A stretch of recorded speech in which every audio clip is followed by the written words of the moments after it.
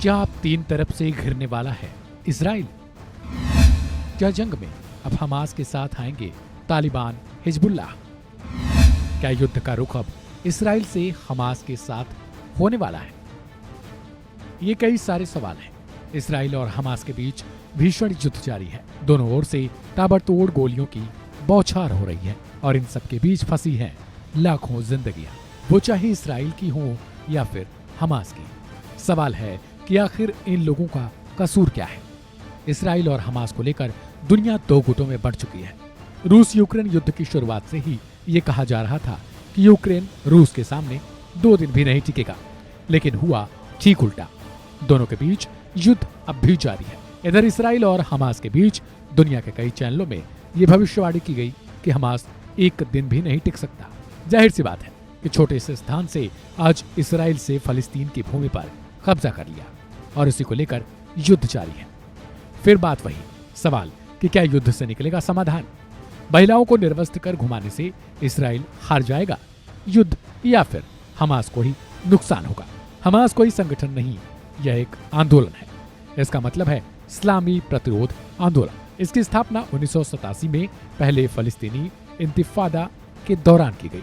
इंतिफादा का मतलब होता है बगावत या फिर विद्रोह करना।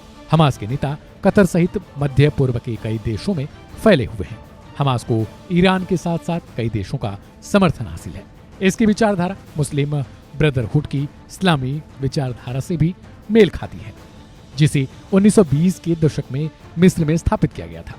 यहाँ अब ये जानना जरूरी है कि हमास की स्थापना कैसे हुई और आखिर क्यों।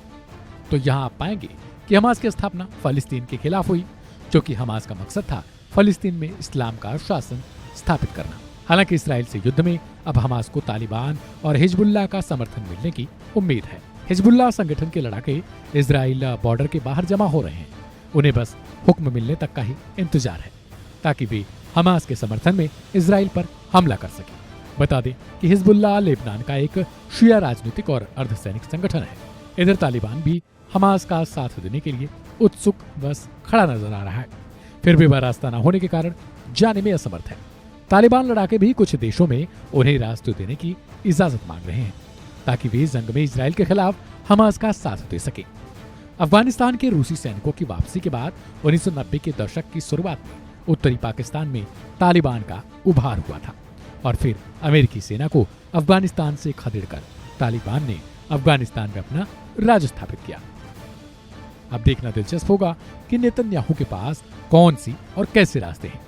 क्या जंग का अंत दुनिया को विश्व युद्ध की तरफ ले जाएगा?